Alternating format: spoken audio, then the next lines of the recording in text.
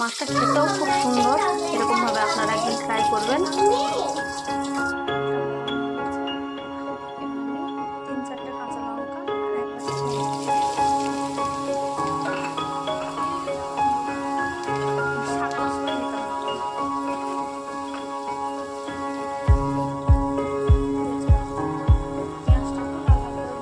একটা ব্রাউন হয়েছে। আমি আরেকটু পেঁয়াজটা ভেজে নেবো।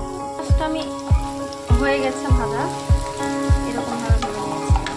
এরপরে আদা রসুন বাটা দিয়ে দেবো। মাছটা আমার অনেকটাই মাছ, প্রায় 600 গ্রাম মাছ রান্না করবো।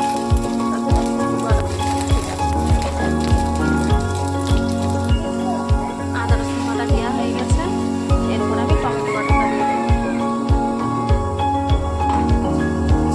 টমেটো বাটা দিয়ে ভালো করে কষিয়ে নেব। টমেটো দিয়ে কষানো হয়ে গেছে। লবণ, হলুদ, লঙ্কা গুঁড়ো, কাশ্মীরি লঙ্কা গুঁড়ো, গোলমরিচ গুঁড়ো আর জিরে গুঁড়ো ভালোভাবে কষিয়ে নেব। হয়ে গেছে। এবার আমি নারকেলের দুধ দিয়ে দেবো।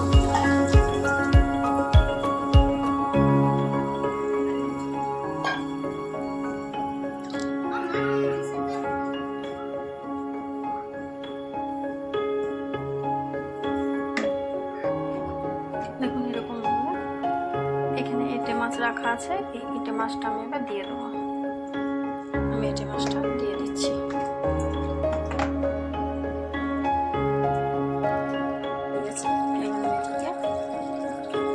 লো ফ্লেমে রান্না